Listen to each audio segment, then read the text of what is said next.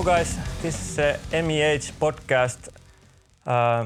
We're starting a new one called Living on the Land of Zombies. And I'm your host, JkHonk. And I'm here with my partner in crime, Louise. Welcome. Cheers. Yeah, and we are doing this now from an undisclosed location. We call this... The Mummola. This is the Mummola. And yeah. Yeah. Welcome. Yes. Cheers. Cheers. Very, very nice you to join us. And we have selected this episode's topic as Saint Anger and the School of Hate. So that's why we are here. There will be a lot to talk about. Yeah, it will be. And now we have just survived Vappu, and some of us did, at least. Not disclosing which one of us, but yeah, and it's so much spring when I came here to Mummola. We are heading so fast towards summer right now, and our topic is so much different moods, but still it's part of the living on the land of zombies. This Saint Anger and the School of Hate. Life is chaotic. We should embrace it, indeed. Yeah. Yeah. Yeah. Anger and hate. Those are my two favorite subjects. Yeah, I also find them very, very much worth of dealing with, and that's why this one. Okay. Yeah, maybe we could also quickly mention that we have our good friend Leo with us. Yeah. Helping us out. Yeah. That's I forgot. You know, guys. Leo is our main guy at MEH, and Leo is filming and doing audio recording. So he is the core of our production team, yes. You could say, actually. Yeah, and editing also. So he's also more than that. Yeah. So this is the thing. So, Louise, what the hell we are doing? What is this? Well, right.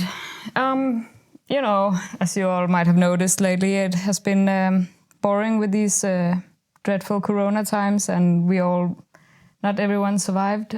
So in the meantime, some of us came up with the idea that, hey, it's very much in fashion nowadays to make podcasts. And I thought one day that, why the hell not? Like, it's fun. It sounds fun to listen to, and I got kind of into it, so I figured, why don't we try it out ourselves? We have this fabulous team of the MEH Turku. It's very professional, obviously. Very professional, it is. It is, very. So, but we're here to have fun and, create good vibes for anyone who might be interested in listening to our rants. So bear with us. This is our first pilot episode. Juoni has a lot of topics prepared for us to discuss. So I'm getting really eager now to get into it and figure out that what the hell, what are we actually doing? Come on. Now. Yeah, you will find out.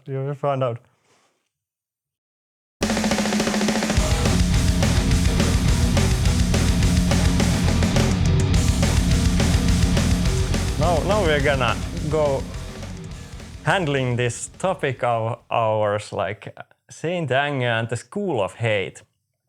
Yeah, we want you guys to have some insight about these anger and hate things, and that's why we have Saint Anger and School of Hate as our topic.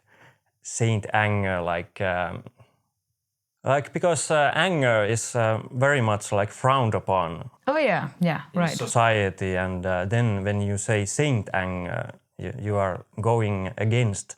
You're glorifying the negativity. That's actually. Yeah, I have encountered some people who struggle with the concept of negativity, like. But I don't know. I'm a pretty extreme person myself in that sense that maybe it's a thing that mental illness does to you, that you can grow beyond the fringes of normie reasoning. But I don't know. And I don't even know what to make of it. It's just things are, and sometimes they're not. But with anger, I think it's interesting because anger is one of the primal feelings, I think. So it's Yes. I always like to, like, there are people who are like, when they are in the face of anger or angry people, then they get all turned off and like, oh, this is too much for me, and then they run and things get really awkward. Speaking from experience. But then there's people like me who is like coming down and being like, okay, where does all this anger come from? What is behind all of this? And I think that's where the topic leads to. I think like that's interesting. Like many people, like that's a problem I personally have, that I have an experience that many people are not even willing to look to the roots of the anger causing things. So that makes me angry, because I'm like, what, you like to be stupid or unenlightened? Because I'm a little bit. Yeah, they are trying to act as if they don't have anger, as if they don't feel it. But anger is one of the primal feelings, I guess. It's like, well, if like taking from the evolutionary perspective in the Stone Age or something, if there's a big cave bear and you have to protect your family, what you're gonna be, just stand there and bicker, or you're gonna be fucking angry and deal with that shit, you know? It's, but then again, we don't really, like, not all of us live anymore in caves and have to defend our families from wild animals. And okay, it can still happen nowadays, but maybe not so extreme. So anger nowadays in our society is like, I don't know. Yeah, it is. It is a bit problematic, and that's why it's good to talk about. Like, so. Yeah, and cheers for that. Here we go. Yeah, I have also my drink here. So cheers. Cheers. Yeah, and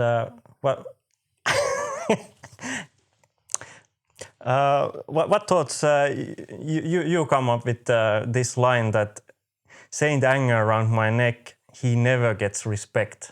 Joys of anger. I mean, we all obviously know where this line comes from. So yeah, but what do you think of the line? Yeah, but taking from this that obviously this, like it comes from obviously Metallica, and they obviously plays metal music, and metal music is one of the genres that are really feeding off their anger, and that's why we have so many glorious bands nowadays. But with the anger, like I like the topic, or not the topic, what is that? The idea of how it's like it's around his neck. It could mean something like it's a noose that it's maybe referring to it's going to kill him or something. But like maybe it's a hidden reference. It could be maybe also something, a mocking of the. Sorry, I'm such a black metalist, that it could maybe also be interpreted as a kind of mocking of the, the Christ and his cross, how he's carrying it, and it's a burden, and it's weighing him down. But I don't know why I got. Again, I'm not a particularly religious person. I'm just thinking, you're all about the associations and imageries and what it makes people think about, and I don't know. It's it's tough. It's tough to be angry. Like, of course.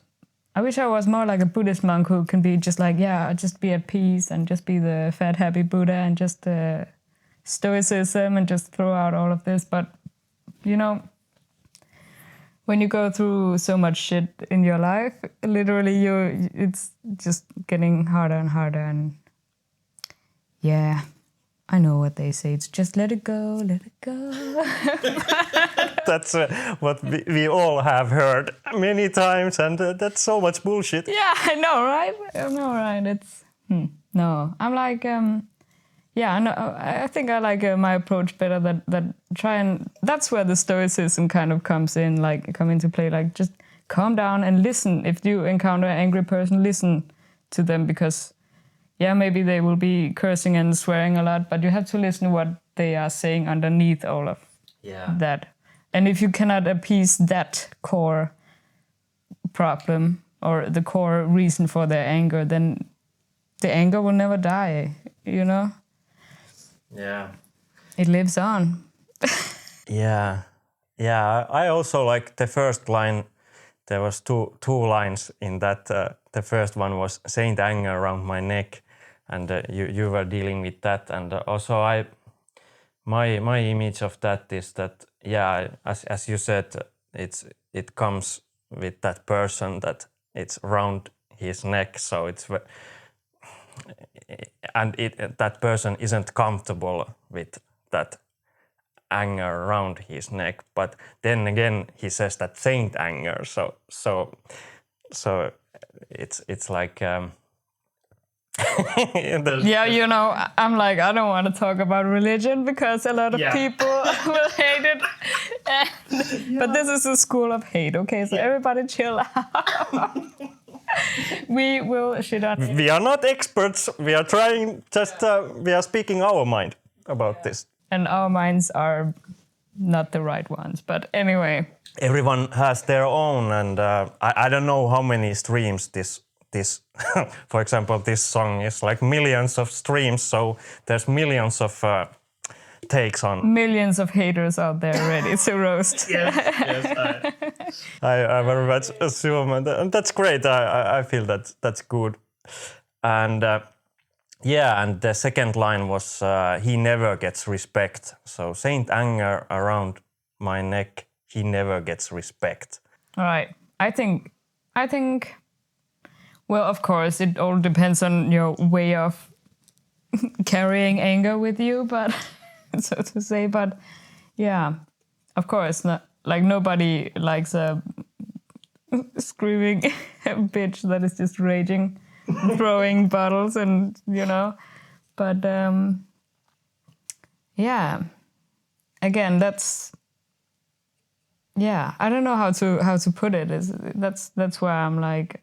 I'm more interested in the core of the problem, but when you don't get any respect, then you start showing less and less respect. So it's like there goes the evil circle. And here are some people who are being hated a lot who might just be trying to, maybe they're not so good at it, but they might be trying to say or at least give the idea to others that, hey, come on, don't. Like, that's what they all say, right? Don't get emotionally infected or afflicted by other people and their negativity, because in my eyes, that's a little bit of a weakness. But bear with us all. We all have them. Yeah, of course. It's not all that positive. We all know. Anger isn't like something so much positive, but then it can be used as positive. It can be used for good, and that's what this school of hate thing is today. Like we need to harness our anger and do something productive. Yes. So this is our first step in that direction. Yeah. With this podcast. Yeah. And so far, I think we're having a really great time. So cheers. We are. He never gets respect. Like, I feel that there's a statement there that says that shouldn't be that much frowned upon and should be looked more approving because every human being has these feelings. And a lot of people worship it. Of course, there are also those ones. Yeah.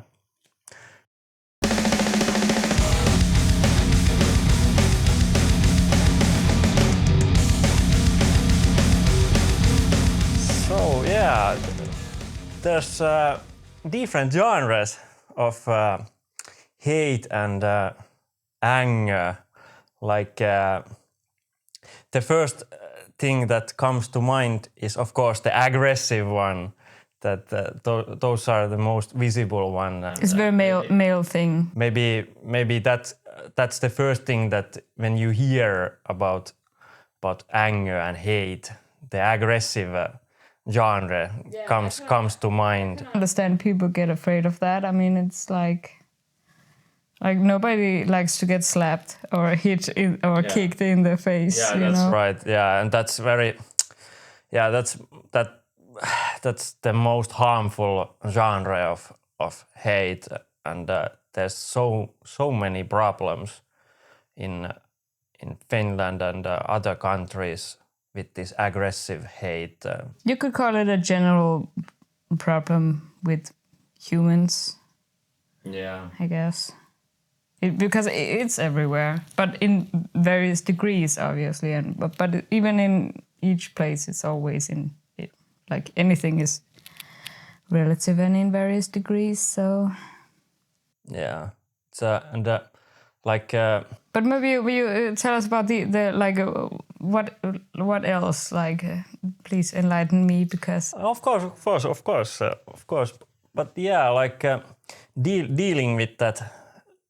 Like the problems are so big, like problems in families and relationships, and with that aggressive hate that creates very bad things. And with this podcast, I wish that we wish that we had an expert.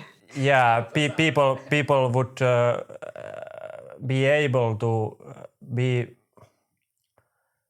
people would be able to use their anger and hate towards something good and not do it like as we all know that what you can do with aggressive kind of anger and hate. I don't want people to use it like that. That's. Is this a general thing or just me? Are you talking to me or just general everybody? Yeah, generally like. Okay, just checking. Okay. You are worried. I am, because I'm a crazy person. I have fucking borderline and shit. So aggression is one of the things that I'm personally dealing with a lot. Okay. In various forms. But yeah, no, I was just like, I know it. You were talking about the different kinds of. And of anger and aggression and these kind of things. Yeah, so let aggressive form is the most common thing that people know, and I wanted to say something about that. And then there's passive aggressive. Yeah. Okay, yeah. Passive aggressive anger and hate. Yeah. They have many faces, don't they? Yes. Yes.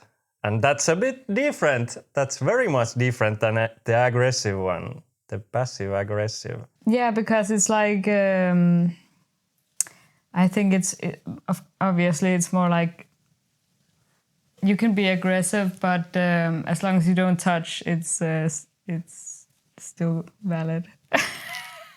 Then it's not illegal. Hello, come on. People can get really extremely pissed off. But I'm like, yeah. It's anger and aggression and these kind of things are very powerful emotions. I think, obviously, of course, they should be used with care and well, of course, that requires a certain amount of devotion.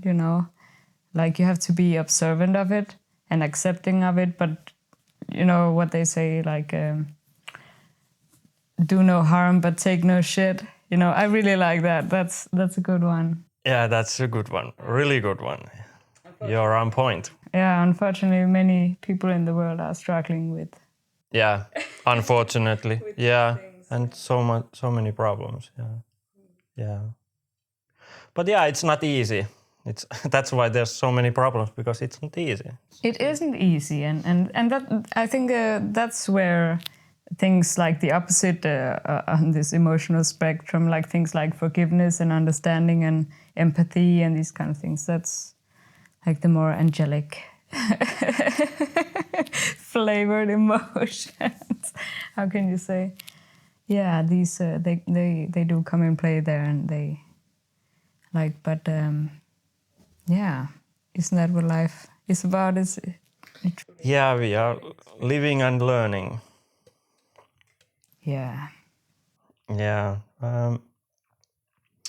Like, and then you can imagine that there would also be a form of passive anger and hate. That's actually. I like that one the most, though. You know, it's like.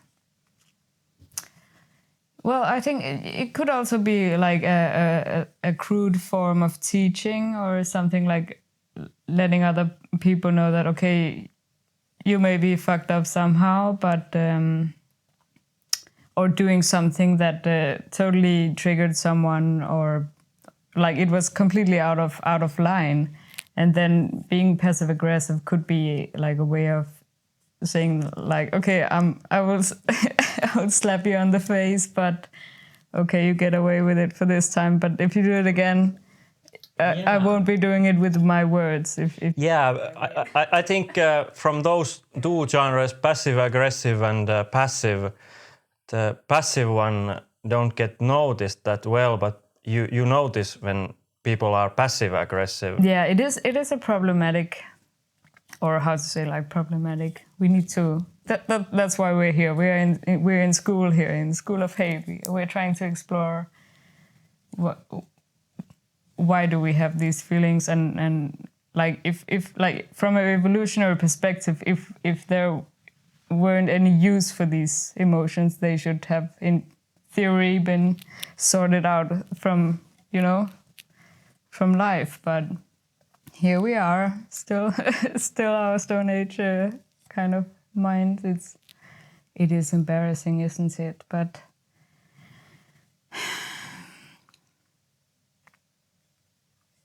we have to figure it out.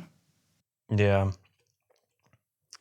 Yeah, and what about this line? This is very interesting. Like when you hear these words, like "We are the hate crew, we're all for none and none for all." Oh yeah. What about that? Yeah, that was a sentence that I felt like. Well, you could interpret it as, okay, you can have some sort of what is the word for that? Sorry, my English is slipping, but like some sort of community or something where you can all like unite in something, standing up for the nobodies maybe, and the nobodies are there for everyone to, well, be disliked. All the scapegoats out there. Cheers for you. Cheers for you if you're out there. Yeah. Yeah.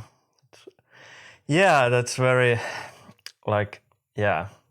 We're all for none, none for all, and yeah, and even the thought when you say that hate crew, that's very interesting. Like, Haters gonna hate.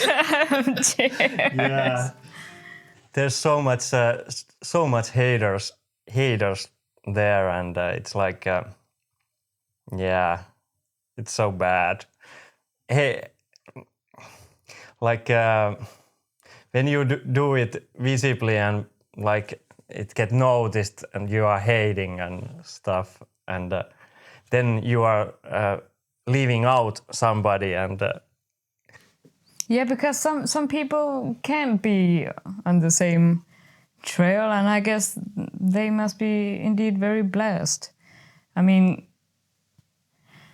hate, the way I see it at least, is like it doesn't just come out of nowhere. Of course, if you are a hater that are like, okay, let's say I hate immigrants, or I hate women or men, or I hate capitalism, or like it's, I think because hate and anger and these kind of things, they are so tough feelings that it's of course always easier to not have them and not think about them and not invite them into your life. But we, like, people who have lived life, they know hopefully that shit happens, and sometimes some things happen in some people's lives that makes it really, really hard to let go of these kind of feelings like anger and hate and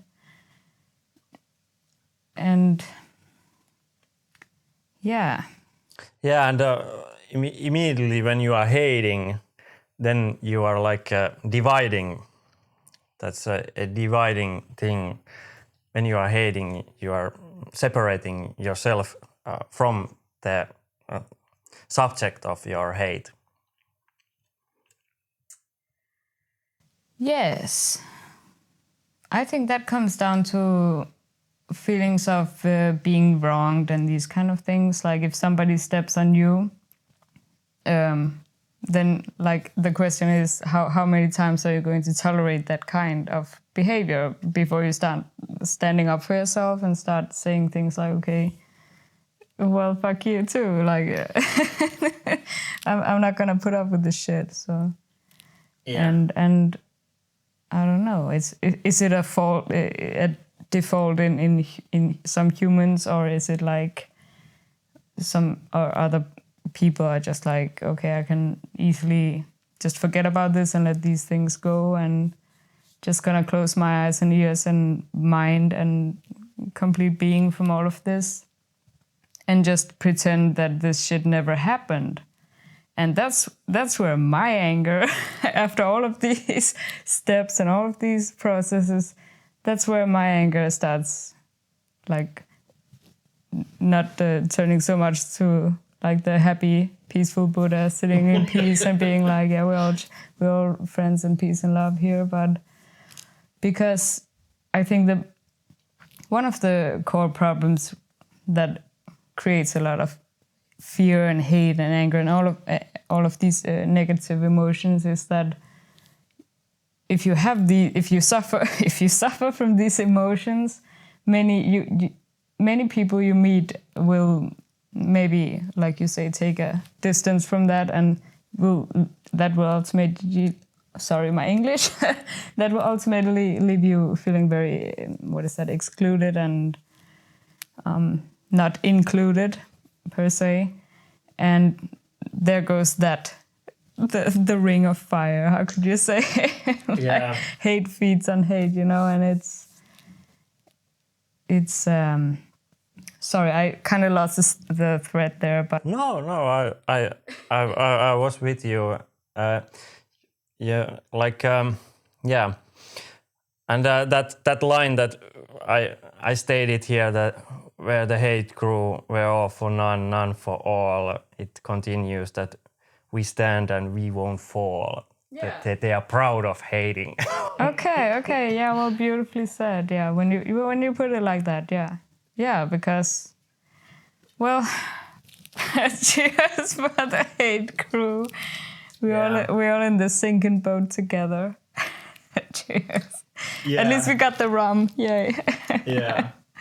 Yeah, it's accepting that you are hating, and that you are stating that you are among other haters hating. Yeah, that's where there is some sort of a inclusiveness to hatred, and also appeasing it away, or like, what is it, like calming it and saying that, okay, your feelings are actually maybe legitimate, or, well, that was my point. I think actually that you're to be met in a place where people are they know what you mean, they know what you feel, because maybe they have been something similar, or things that led them to this path of hatred, or how to say. It's like it's nothing to be ashamed of, I would say. It's again the core of the problem. That's where I think that's what there is to be ashamed of, and I think that's where the worlds are clashing and colliding, and that's always interesting to talk about. Like, we should have more people on this podcast being like having the opposite view, or I don't know. There's like a basic thought when you are among hate group, you are among some group of people, but there's so many groups in our society, like, and every one of us belongs to many different groups at the same time, but some groups aren't that aren't saying that they are hating, but they are still hating. Yeah. But the hate group says it out loud that they are really hating. Yeah, they are proudly hating. Yeah, there's a word for that. That first group you mentioned is called hypocrisy. Yes. That's it. And yeah, so maybe I would say that the hate group is better because they are not hypocritical. Cheers for that. Cheers for the hate crews out there. Yes. Because we are here for a reason, even though people might not like it, but yeah.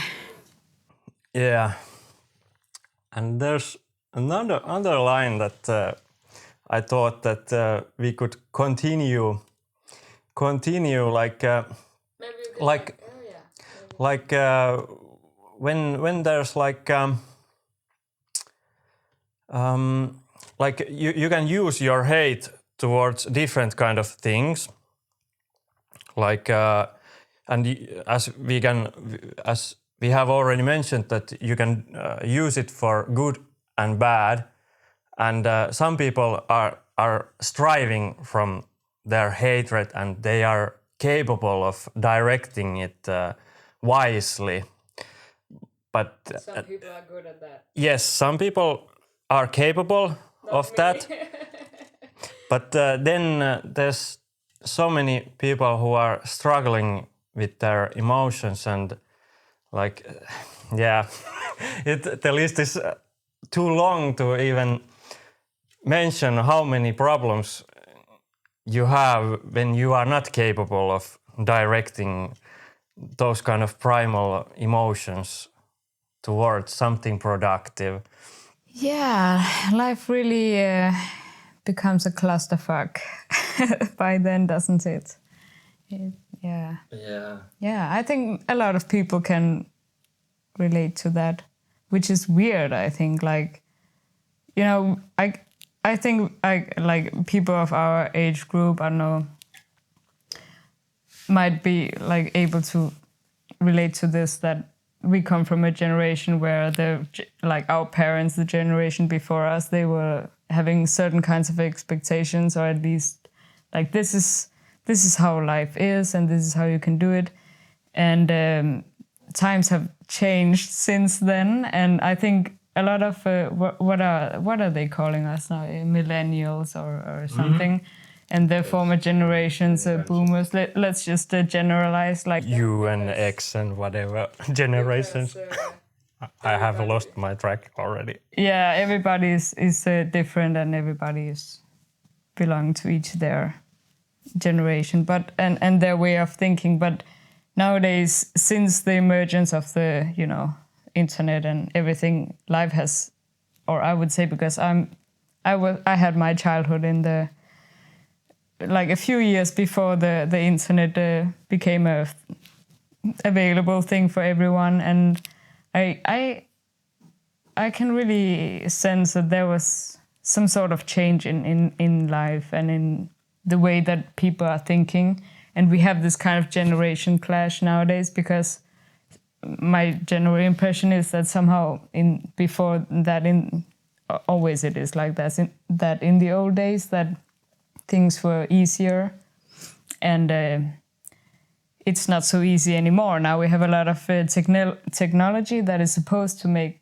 life easier, but reality is that a lot of people are struggling with a lot of new things and diagnoses and new life situations and work situation and social media and everything. It's like so completely different from before the emergence of the internet, for example. So indeed, this is an interesting time. Yeah. So there's a line in one song that it says that burned all the bridges I have passed. The hate for myself is all that's left now. Yes, I think that's a classic sentence of like trying to describe at least some way of some people might have also been experiencing this, that these expectations from the former generations that, oh, you have to do this and that. But reality for people in our generation is like, yeah, it's not that easy anymore, apparently. And I think a lot of people are maybe struggling with that, or having, like you said, we're in the school here, we're trying to figure these things out.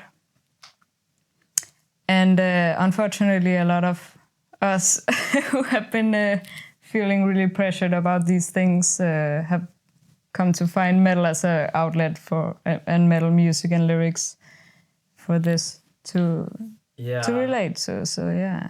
Yeah, there's like the hate crew are hating someone, but with these lines you are hating yourself. This person who is saying that they have burned all the bridges they have passed, and they have only thing that they have left now is that they have hate for themselves, and that's like, I don't know if this is a general thing or just a Finnish thing that every person have to go through in their life and their upbringing. Like, well, of course, it's easy for me to talk about because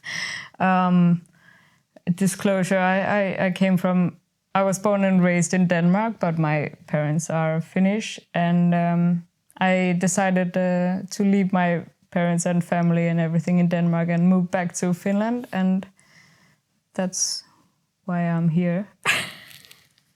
So in that sense, I can relate to the bridge burning part of things. yeah, with hate you can burn your bridges, and but hate helps with that, indeed. yeah. But when you have hate for yourself, then it comes very problematic, very problematic. You are not succeeding in life with the hate towards yourself.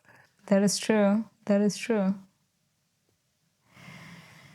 Yeah. I wish I had an answer to that. Yeah, it is something. If there's somebody out there who has an answer for that, please. Yeah. And don't let it be this kind of, just love yourself and this kind of shit. Because I'm like... Yeah, that's so much bullshit. Yeah, but with this topic, as we continue, we will find out that there's so much bullshit with this topic. How to love ourselves and how to forgive our inner child and how to therapeutically come out on the other side of eternal depression. Cheers for all the zombies out there still hanging on.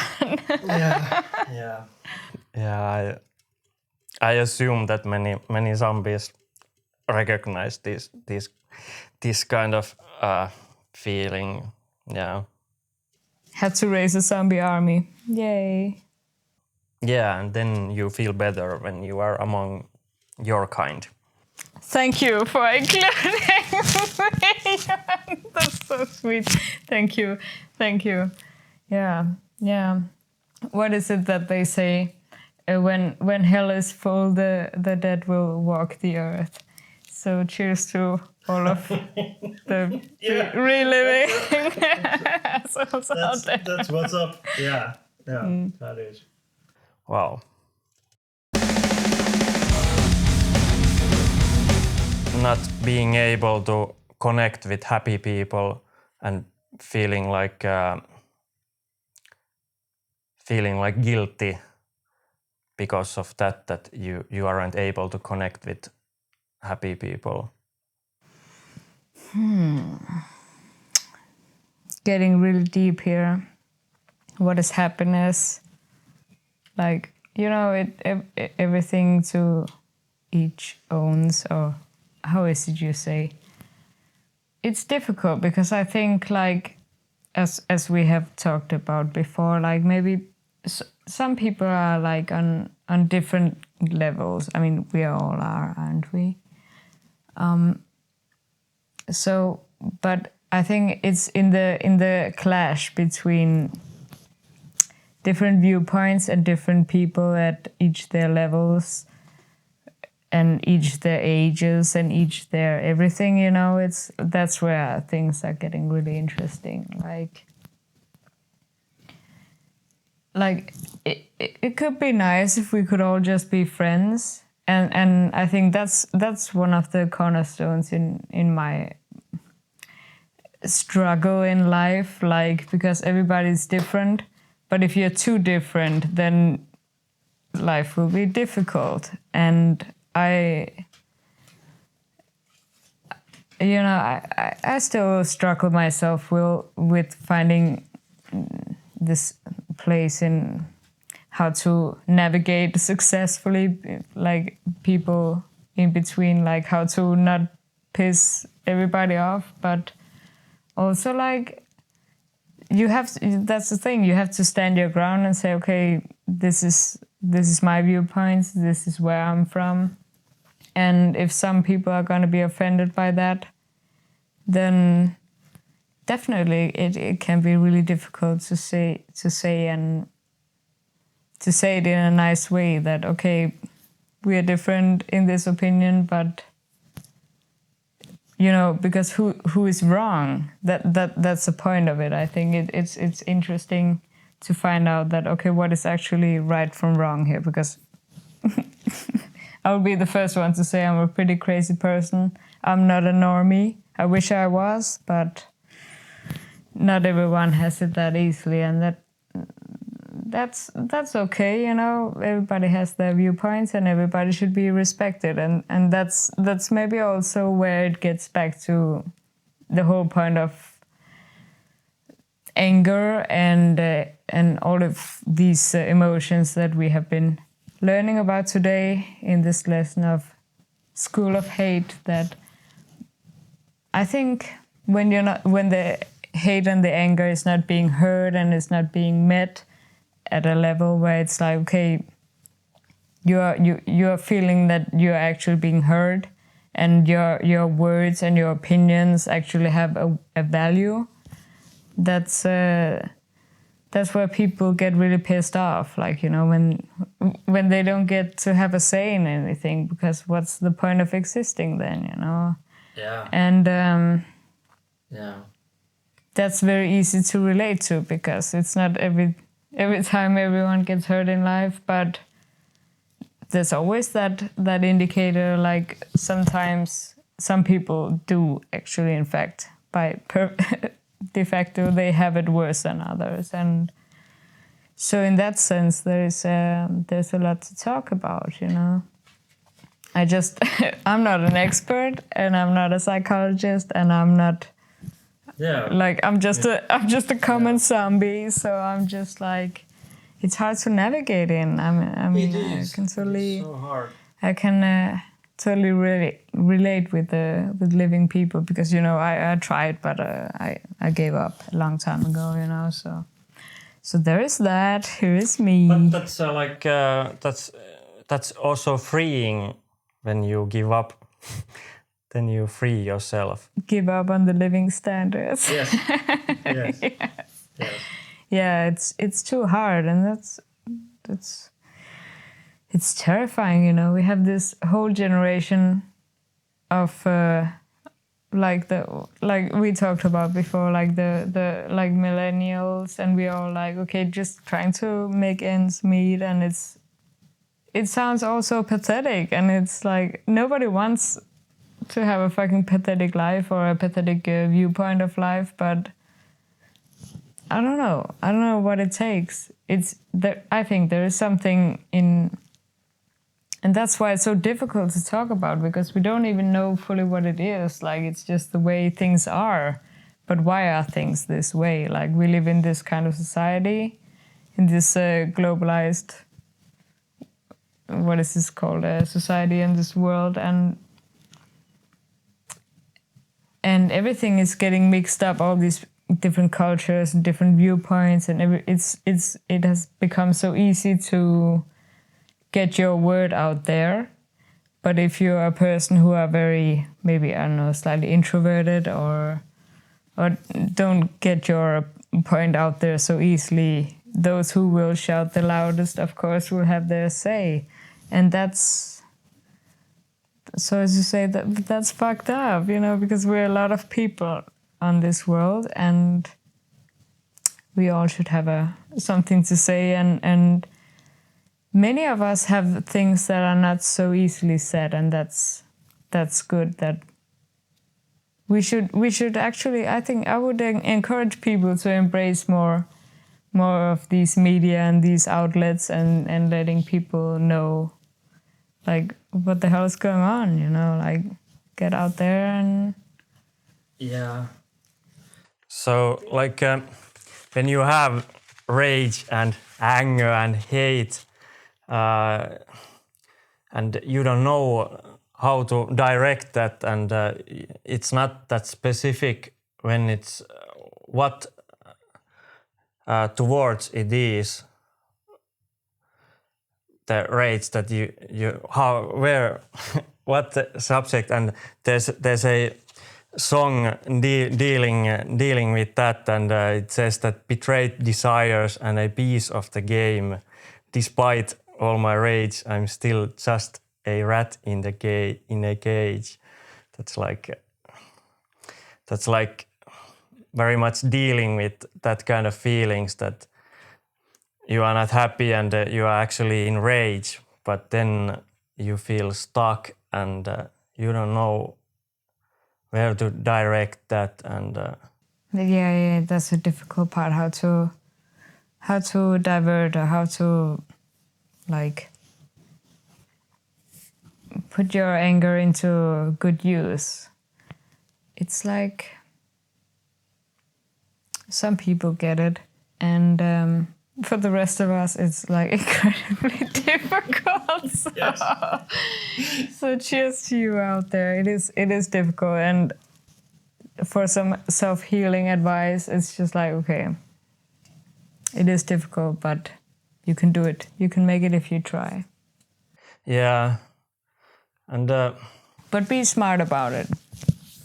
That's why I'm lecturing in the School of Hate today, because I wanted to raise these topics that are pretty much, at least to my ear, they are pretty much hidden. Like, I haven't recognized this kind of conversation that much, that I would feel that there should be. Because, for example, like, before we started recording, you told about some very violent stuff happened in Turku while this Vappu, and also like I personally remember a few decades ago very, very bad happenings during Vappu in Turku, people getting stabbed and actually killed back then, few decades ago, and stuff. And as if it wasn't enough that people are actually just getting stabbed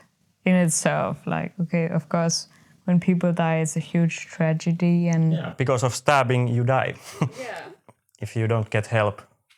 But there's also a lot of incidents that are maybe not so famous, you know, like when people don't die, but Yes. the assault still happens. Yeah. And yeah, it's crazy. Of course, there's a lot of reasons why this might happen, you know, and I'm not an expert on this, but I think that's also why I think we should need to ask more experts also into this, to have a take on it, because things are what we see and what we experience, but we don't know the total amount of what is actually going on, and that's the thing I feel here in Finland, at least, compared to from what I have experienced in Denmark. Like, because in Denmark we talk about everything, anything, everything is good to go.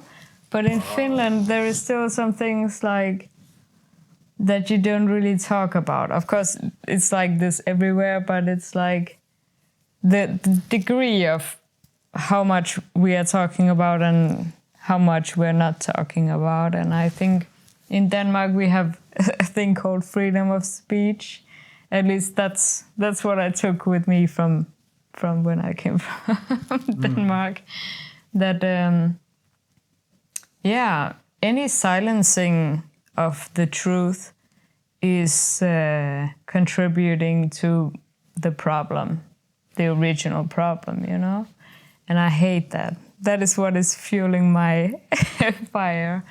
I hate when people come and say, let's not talk about that. Let's just hush it all away and just pretend it never happened.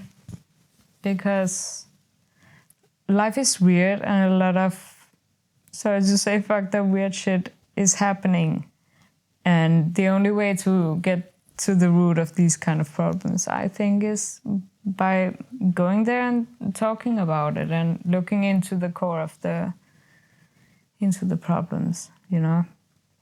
And I think it's a, like I said, it's a little bit cultural thing. Like my impression, at least, is that here in Finland it's like very common to not talk about things. And also in Denmark, to some extent, like there are some topics also there, but still these things, like my impression is that in Denmark, like this belongs to the older kind of generations, like after the war and these kind of things, that, okay, it was better to not talk about things and not cause a fuss and not be a problem to anyone.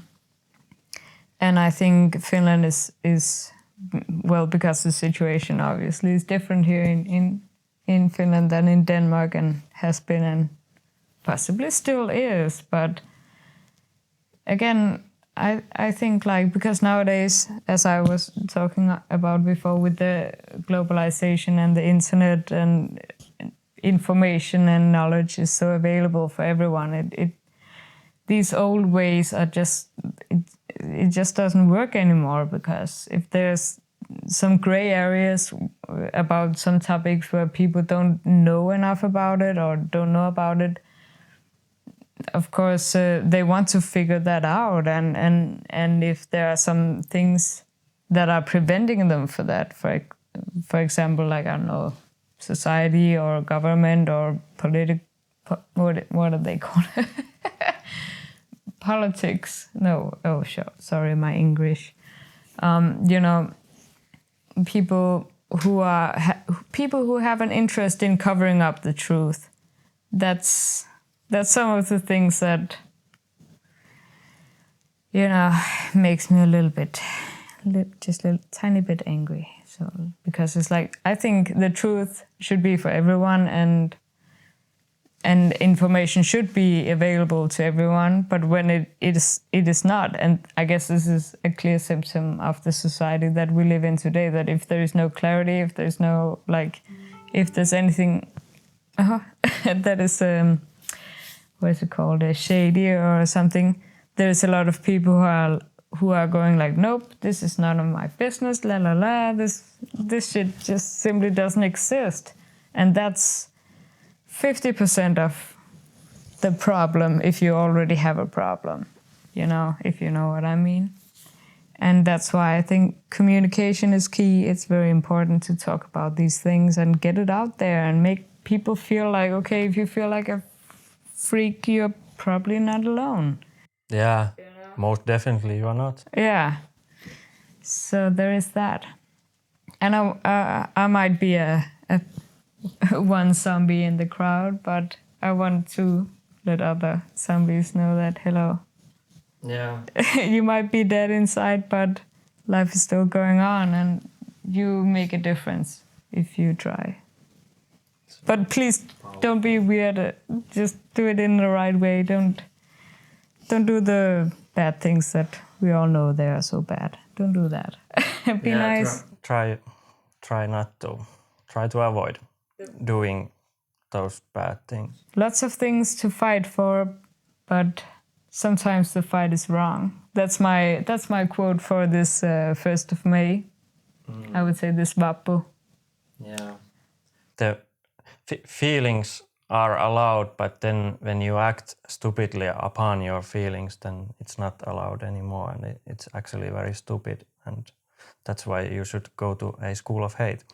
Yes, to learn about anger and hate and all these negative emotions that everybody keeps trying to avoid. But the faster you run, they're gonna get you anyway. So better deal with it. Yeah, there's also these lines in a song that deals with these kind of negative feelings around some positive feelings. So the lines go that I can't tolerate your sadness, 'cause it's me you're drowning. I won't allow any happiness, 'cause every time you laugh, I feel so guilty. No need for sympathy, it's only for the weak.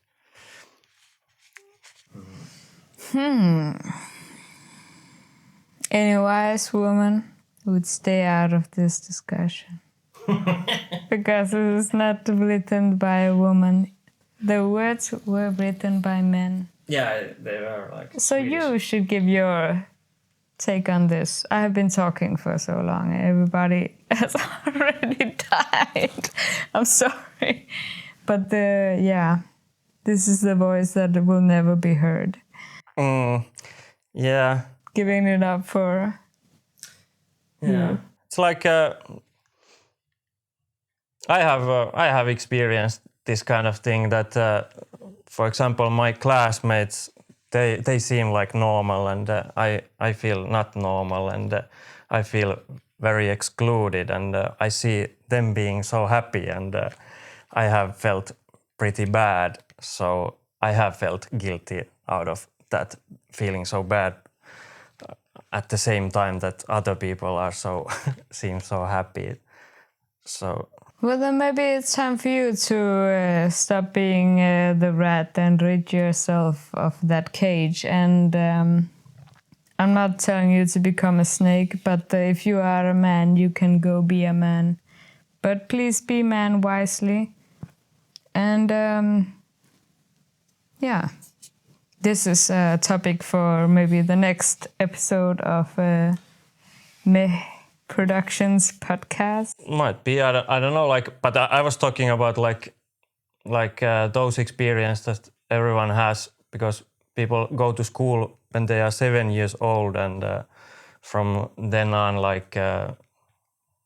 from you are a 9th grader, you are around 15 years old. So I'm talking about those critical years, my development, and what I was feeling back then, and how are you feeling now?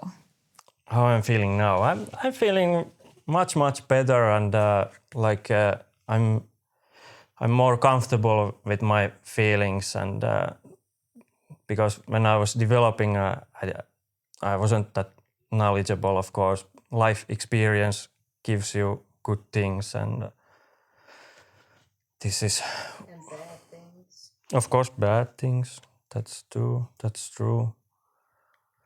Yeah. I felt that those lines are on point, and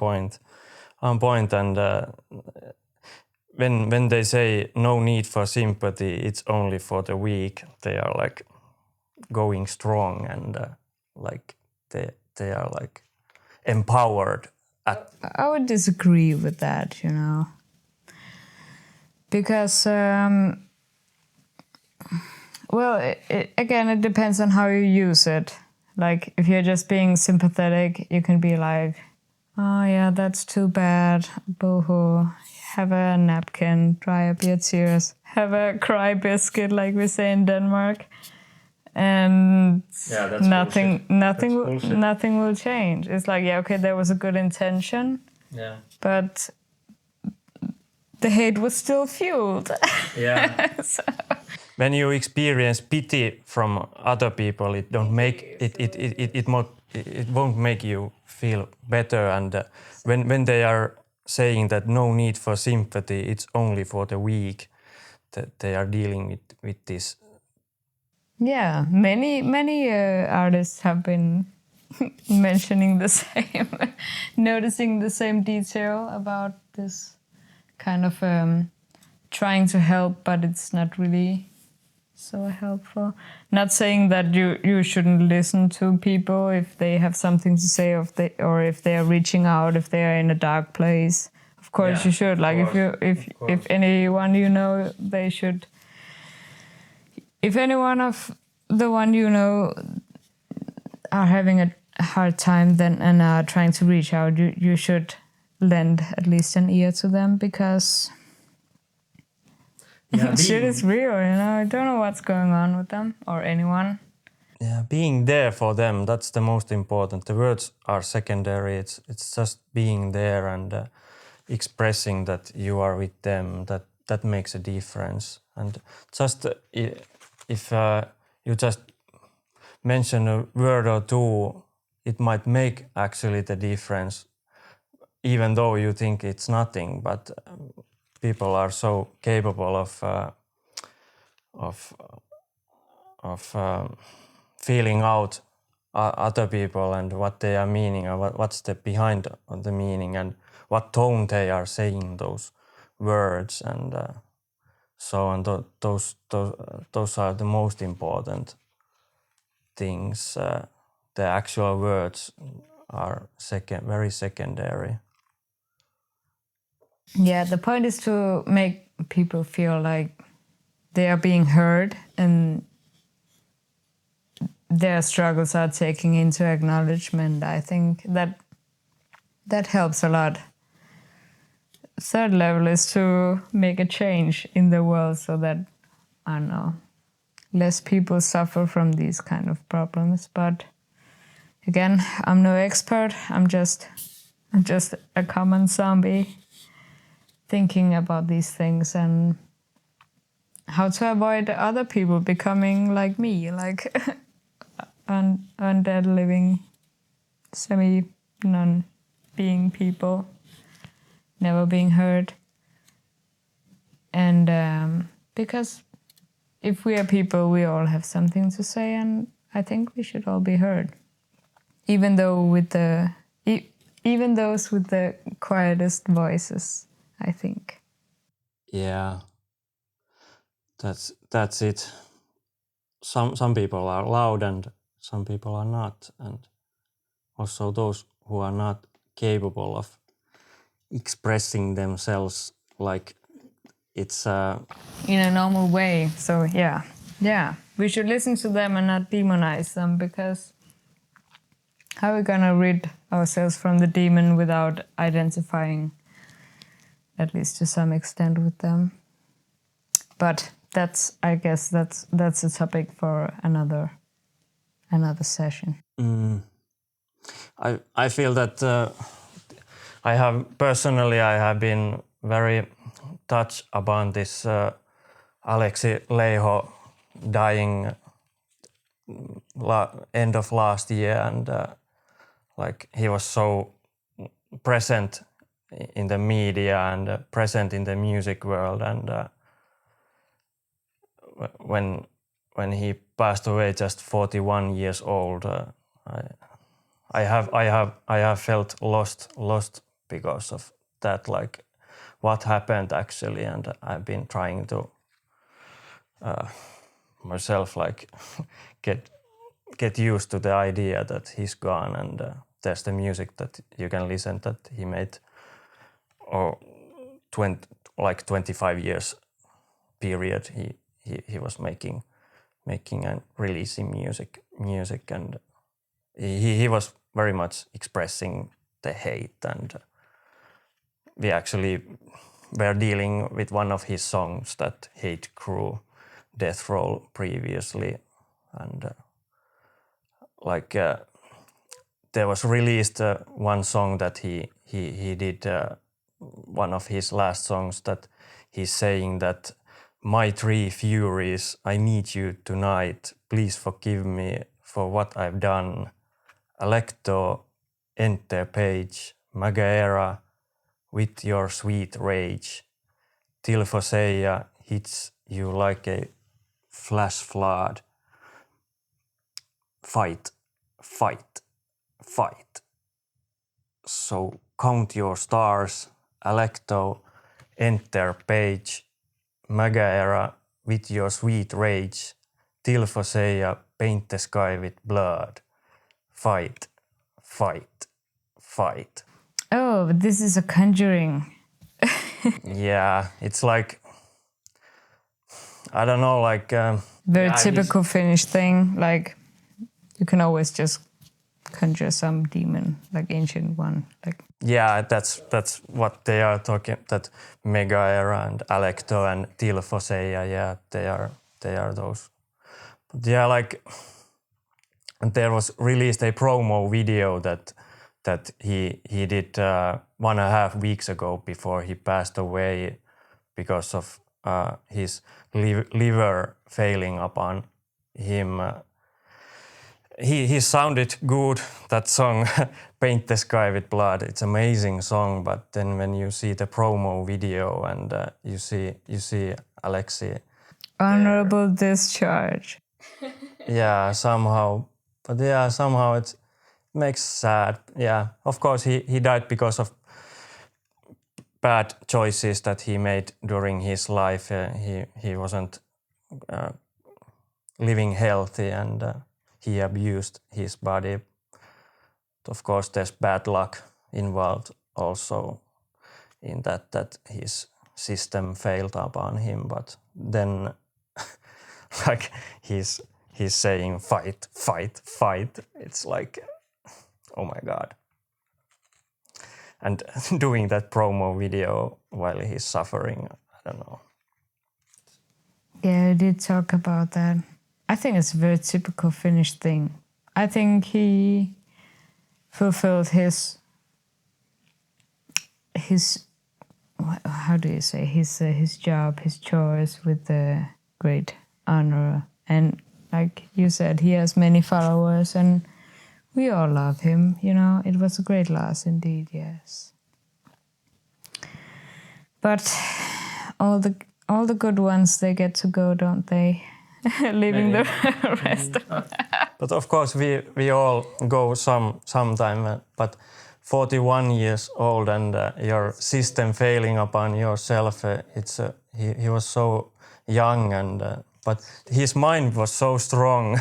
He maybe that's what I have got from this Paint the Sky with Blood song, like under the Bodom After Midnight moniker. That was the project that he recorded that one, like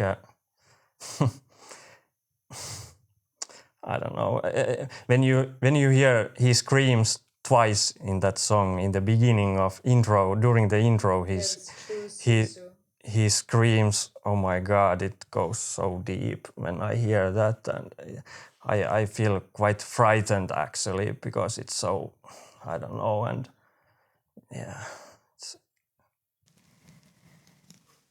Fear guides, as they say. Yeah, because, yeah, I don't know. But yeah. You should scream louder. Good. I think that's a good point. I think what he said, or he showed with his last actions. Never give up. Always fight on.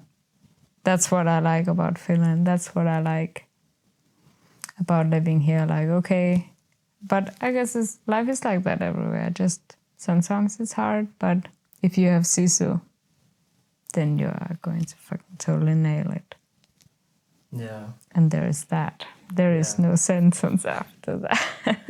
Yeah. In interviews, he told that his music was a way of him like dealing with his rage, and I think when you listen that Children of Bodom and Bodom After Midnight releases, like you can definitely get that out of those, and you can go so deep on that because he was so lyrical, and then again the music was so strong and in its own genre, like yeah, and yeah, but yeah, I have been feeling very many feelings out of that happening because music means a lot to me, and I know that it means to you also very much, and I'm just so bitter about how can it happen that all the good ones they get to go before not so good ones. Okay, I'm not allowed to say that. Cut that out. But yeah, okay. I mean, if I could vouch and be like, okay, take me instead, I would have been gone many years ago. So I'm sorry, but there's still someone left. Some good bands still kicking nowadays. yeah, there's like as a music enthusiast, I can say that many have like gone too soon, but then there's a few ones that just keep on going. Like for example, I know I can mention like Bob Dylan, for example.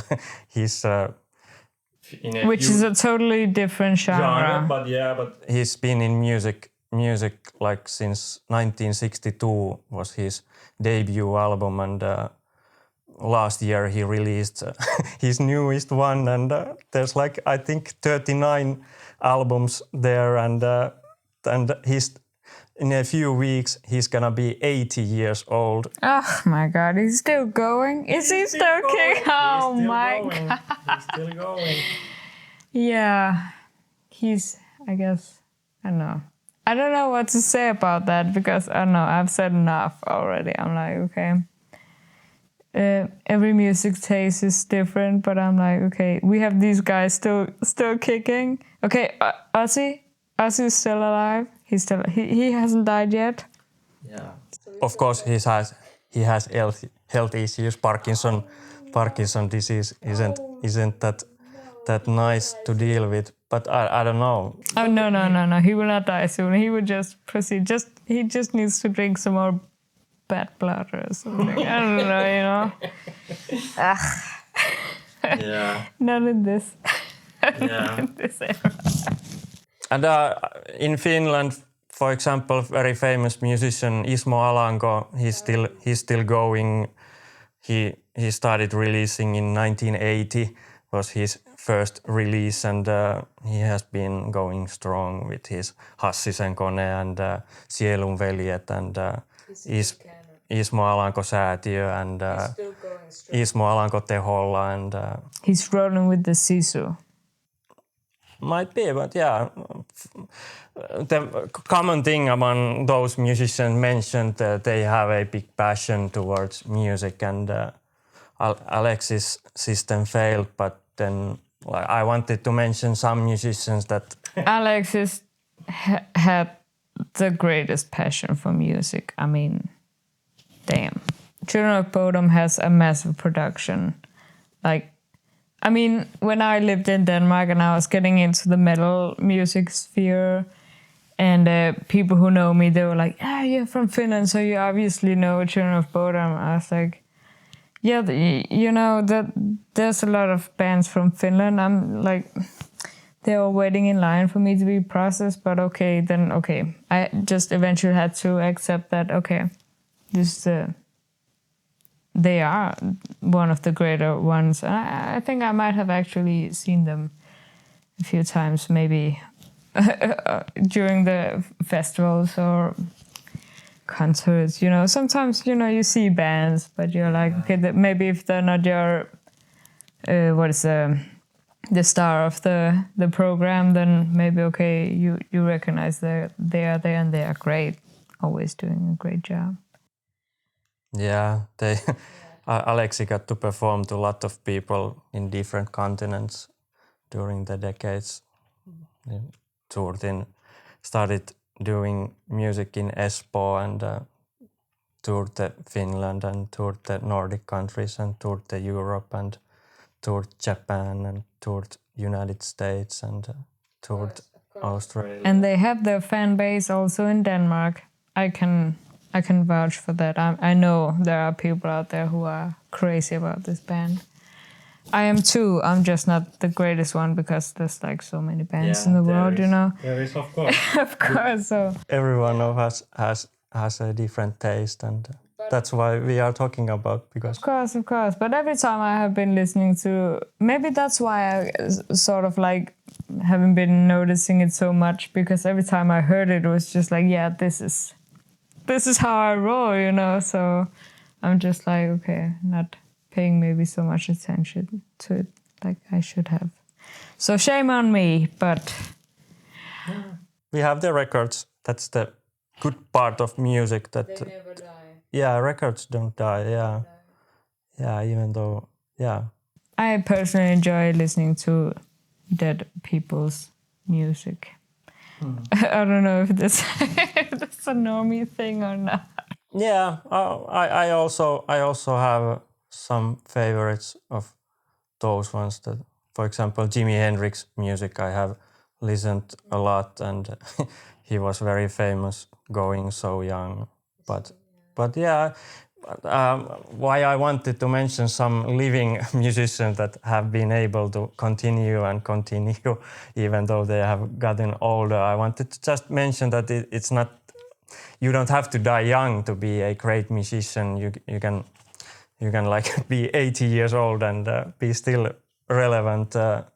Which all of them should, like, come on, like, or I don't know. Am I wrong in this assumption? I mean, of course, everybody wants their favorite artist to go on and keep producing, but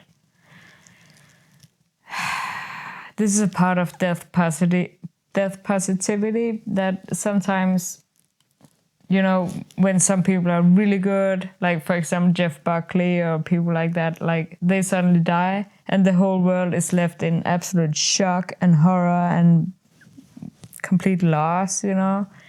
But then the pieces that they did while they were alive, they stand so much stronger. Yeah, that's also one form of, there has been a lot of discussion around Kurt Cobain's death, that there's monetary motivation to kill him. There's been speculation about it. We don't know what happened. Police got there and said that was a suicide, but then again there's very deep there's Whatever the popo says. yeah, but fact was that the distribution of Nirvana music exploded after his death, and yeah, people were getting the fruits out of his death. And but yeah, it's a complicated thing, but like why I mentioned, like it's sort of a marketing strategy to get your artist killed, and then yeah, and that's sorry to say fucked up. That's like financially wise, it's very fucked up, because yeah, but I don't know, as other people don't know what happened exactly around that, but there has been a lot of discussion around that Kurt Cobain's death, and very peculiar things involved with the details, and there wasn't anybody seeing what happened there. So, and there has been this private detective saying very in detail some very disturbing things around what happened. But yeah, I feel very sad around that kind of thing existing in our society, that to some people the money is more important than human lives, and Well, yes, this is quite obvious. Like, what the fuck is going on? Like, why can't people like you and I have the truth? Like, and all of the fans who were really involved with all these people who died, and like in particular Kurt Cobain. Like, I'm also one of them who like grew up in the 90s thinking like listening to Nirvana like literally almost constantly because my older brothers and still wondering like, okay, so now this all ended, but why? Okay, that was it. Like, what was the aftermath like? It became huge. It became even larger after his death. That's why we have so many conspiracy theories nowadays, I guess, because there's a lot of things, maybe even leading back to the Cold War times, you know, like there was just a lot of things that were never spoken about. And now we have not only one, but like so many generations in everything, just wondering like, okay, nobody's talking about anything, what actually happened. And now that we have the internet and everyone can like talk about basically anything on any fora, still nowadays it's like, okay, nowadays we have a thing called conspiracy theories, which is like basically everywhere. And I think this is kind of like interesting, like how many of them are actually true. Yeah, you cannot know. Yeah, there wasn't any witnesses around that happening, so. Yeah, but nowadays this in true crime feeling, the era of that is kind of over because now it's so easy to find traces of everything you do online, everything you say, or if you leave like any investigatory or journalistic or anything, any subject has hopefully become more easy to do nowadays, and that's why we're living in such interesting times. I think so many questions and so many answers. Another artist that comes to my mind, Elvis Presley. He had that famous manager who got him like his health destroyed because that manager dealing with his tours and. It was too much work. It better kill this. How it was? He died of bad health, but like how his artistic things were handled, they were so fucked up that, and he was so famous, too famous. It was like, and it's very difficult to handle that kind of thing. Nobody cannot handle. Michael Jackson, for example, didn't handle it, wasn't able to handle that kind of thing. And but yeah, when I heard about like how Elvis Presley management was handled, it was very similar way that Jimi Hendrix management was handled, like they were like beaten to death basically. But of course the artist went along with it. But then again, of course, artists want their music distributed and their music to be heard, and so it's difficult for an artist to say that no, I'm not having this anymore. I don't.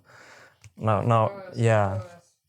The artist mind meets the capitalist world approach.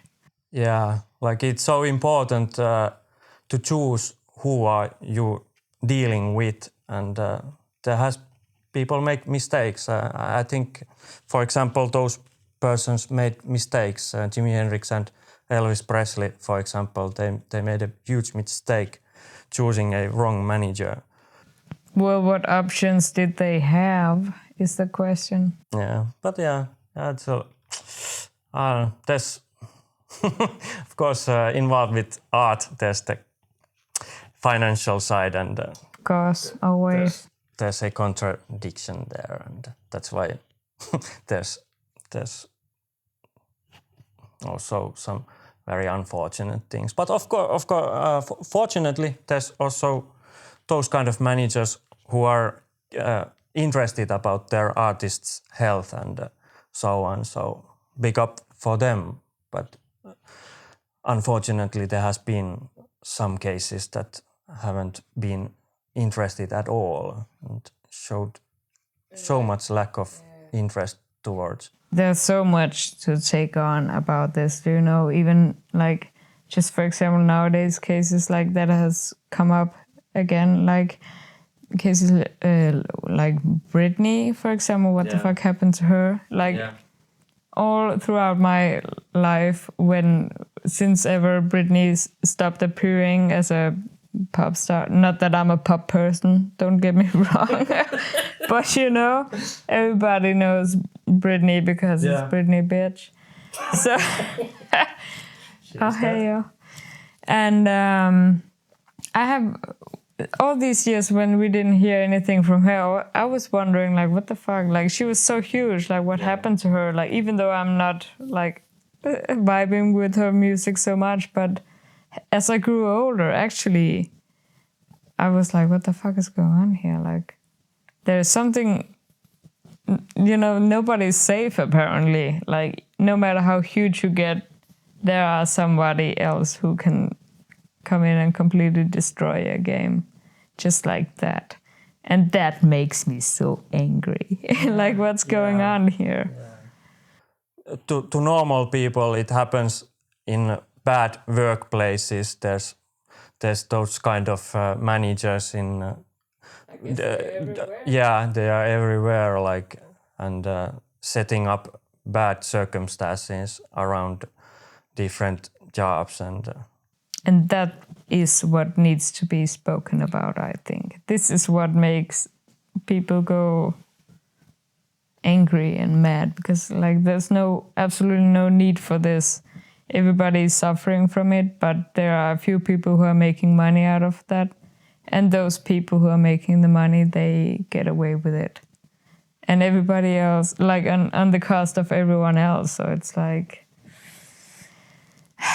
I know I might be a little unentitled to this, but that shit makes me really angry. Like if you have an art, if that's your passion, if that's what you do, the last thing you want in life is a million other people to take a big fat fucking dump on that. Hell, shout out to all of them out there.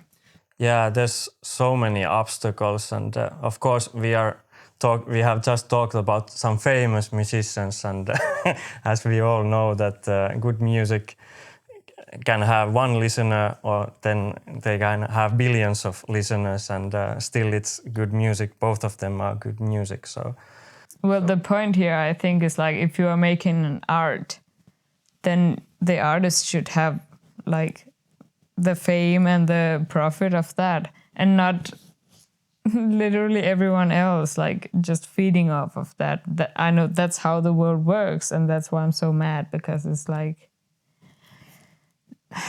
leave it to the artist to decide. Okay, if they have a lot of money, if they have a lot of success, then they should have the right to decide what to do with that. And the problem is there's a lot of people in between that who are like saying, yeah, we all want our salary, so that's why we can't have good things. I think. I don't know. Yeah. I'm not an expert, but it sounds a little bit like that. It's so much out of the art, like thinking of the business side, and that's why there's unfortunate examples like I told, like Jimi Hendrix and Elvis Presley, for example, choosing the wrong management and going along with fucked up things.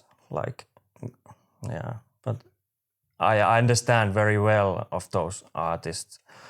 It's not easy. The business side is so much different than the art side. Well, the thing is, nothing in life is easy. Yeah. Unless you decide that, no, I just want to have an easy life, then of course everything is easy, but I hope that it would be so easy. I would also choose that my life would be easy, but yeah, unfortunately it hasn't. But still, I'm going on, and now I got to do, for example, this podcast with you. I'm very happy. Yeah, we've had a lot of fun. A lot of important topics have been touched upon, and yeah, I don't know if I'm a good podcast person, but why not? I mean, there's a lot of topics out there to be touched. Oh no, I hate that word. Oh shit, dealt with. That's a better word. Like so much shit. So much rage. So little outlet. Yeah, this was the topic this time. This Saint Anger and the School of Hate, and we tried our best. Yeah, I don't know if anybody got any more wise, or at least I don't think I did, but Yeah, it don't changes don't happen overnight. yeah, no. Maybe one step at a time. We can get to some sort of consensus that what is it that people want to hear about. Please give all your, input and ideas. We want this. We have no lives, so please give us input. Please feed us. But it has been fun. It has been this was our pilot. Yeah, hope that Leo won't lose his hair about this editing. He's bald by now, I think. Yeah. Sorry, Leo looks great. He's the greatest guy. Yeah, welcome to MEH podcast. This is how it goes. Maybe next time it could be fun to have a third person with us, like maybe some sort of expert in some sort of topic that could be really interesting. I don't know which one. If anyone has any ideas or anything, please come forth. Yeah. Let us know. We shall we shall provide. As the host, I can tell that there's so many topics, and this was the first one. This came naturally, this idea, because I find it interesting, and it was just natural thing that came up, that topic to talk about anger and hate, and the subject is never ended. So yeah, but I think we delved enough about or into it, so let's not upset any more people. Yeah, maybe it's draw some conclusion what we dealt with. Like there's different kinds of anger and hate, of course. Like you can do it aggressively. Don't do it. Don't do it. It's very bad. People die and get hurt. Like Then you can do passive aggressively.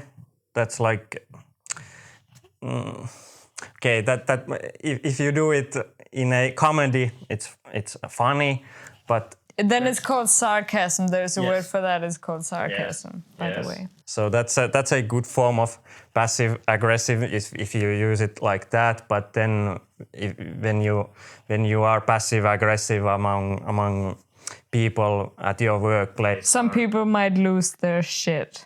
Yeah. So watch out for that. Yeah, apparently it can be quite annoying in wrong situations to be passive aggressive.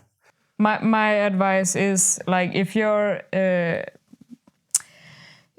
cup of shit is already half full, then don't take it out to the public, because it will be fully full and then it's gonna spill all over. So please, not everyone can handle so much level of shit,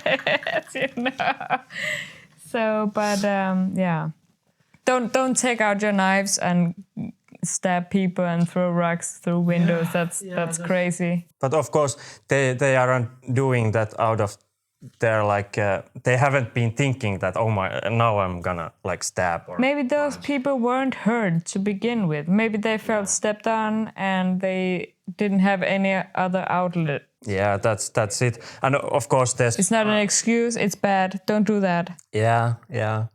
And we all know that in those cases there's so much alcohol and some other drugs involved with you doing that kind of stuff. That's definitely a topic for another episode, you know. Not going to spoil anymore. It will be for another episode. Yeah. And also there's the passive hate and anger, just being passive and being angry. My favorite one.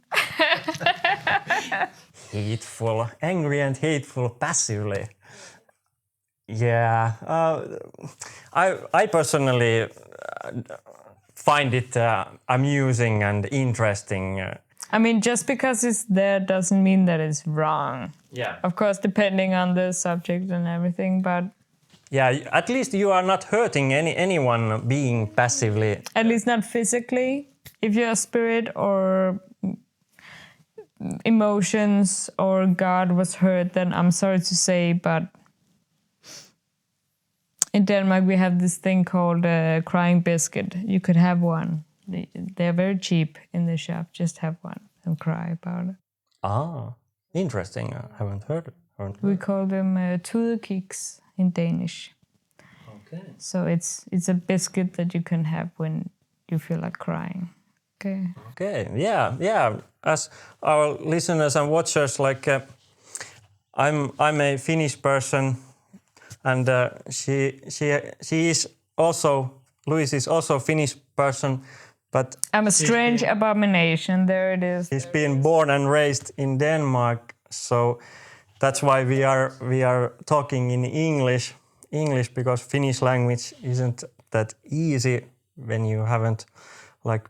Even for Finnish people, like as my knowledge as a translator has taught me that even Finnish people not always know what the fuck other Finnish people are actually saying. So there's that. Languages are not easy. Yeah. You should try it out if you are questioning my words. Go ahead. Yeah. I double dare you. And good luck. Yeah.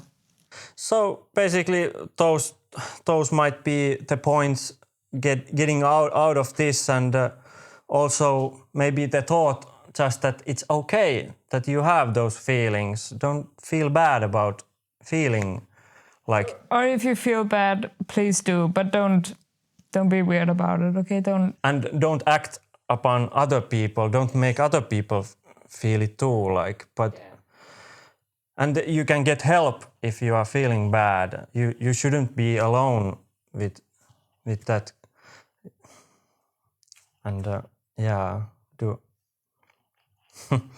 So that might be about anger and hate. That's it. That's it for tonight, guys. Yes. Folks. Guys. Yes. Undeads. Anyone. Blessed be. Yeah. Living on the land of zombies. That's it. Checking out from the land of zombies. Yeah. Bye.